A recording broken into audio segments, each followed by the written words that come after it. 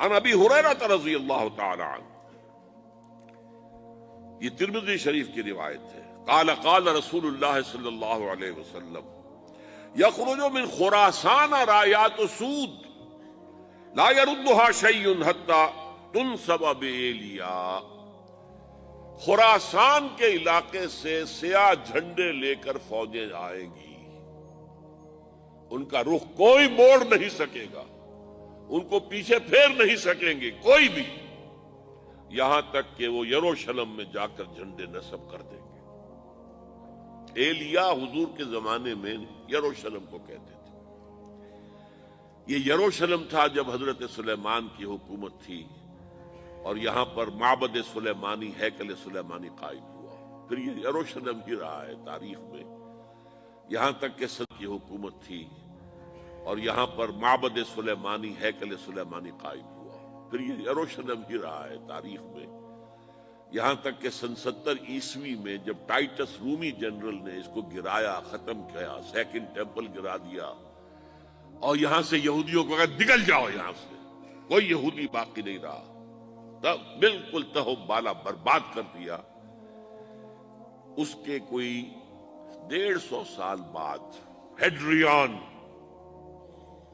Roman emperor ہیڈریان، اس نے پھر دوبارہ آباد کیا اس شہر کو۔ 150 سال تک یہ بالکل بنجر اور بالکل غیر آباد پڑا تھا۔ اب ہیڈریان نے جب آباد کیا تو اس کا نام ایلیا رکھا، اب یروشلم نام نہیں تھا۔ تو حضور کے زمانے میں پھر اس کا نام ایلیا تھا، اور اب اس سے کیا معلوم ہو رہا ہے کہ یہ یروشلم مسلمانوں کے قبضے سے اس وقت نکلا ہوا ہوگا، ایک دفعہ پہلے نکلا تھا، سن 1099 عیسوی میں مسلمانوں کے ہاتھ سے نکلا، کروسیڈرز، عیسائیوں نے آ کر اس کو قبضے میں کیا، لاکھوں مسلمانوں کو مارا، قتل کیا۔ اس کو 1187 عیسوی میں واپس لیا ہے۔ کس نے لیا ہے؟ صلاح الدین ایوبی، کرد۔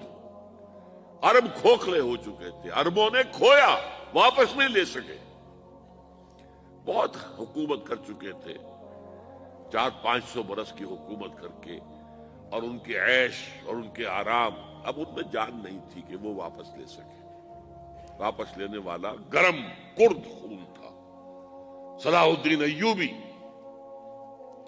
تو گویا کہ اب آپ سمجھئے کہ 88 برس تک عیسائیوں کا قبضہ رہا یروشلم پر۔ اب 1967 میں یہودیوں نے قبضہ کیا ہے، اور اب 38 برس تو ہو گئے، 88 نہیں تو 38 برس تو ہو گئے، لیکن وہ دور آئے گا کہ اب پھر لیں گے۔ لینے والے عرب بھی نہیں ہوں گے، خراسان کے علاقے سے فوجیں آئیں گی۔ یہ خراسان کیا تھا؟ ایلیا تو میں نے آپ کو بتا دیا، یروشلم کا نام ہے۔ خراسان اس زمانے میں ایک بہت بڑے ملک کو کہتے تھے، کچھ حصہ پاکستان کا بھی اس میں شامل ہے، کچھ حصہ ایران کا بھی ہے۔ ایران کے اس حصے کو اب بھی خراسان کہتے ہیں، وہ ایک صوبہ ہے۔ خراسان ایک صوبہ ہے ایران کا، چھوٹا سا۔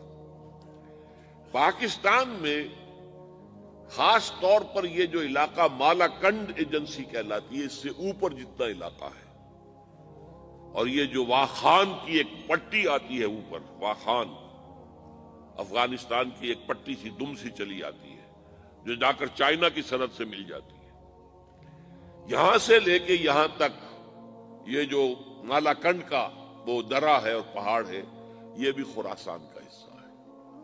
باقی تقریباً 2/3 آف افغانستان ساؤدرن حصہ نہیں ہے خراسان کا حصہ، یہ سیستان کہلاتا تھا، یہ خراسان نہیں ہے۔ لیکن یہ کہ اوپر کا 2/3 آف افغانستان، اور اس کے ساتھ یہ جو عرب، جو اب یہ ترک ممالک آزاد ہوئے ہیں سوویت یونین کی ڈسولوشن کے ساتھ، یہ سارا علاقہ کہلاتا ہے خراسان بزرگ۔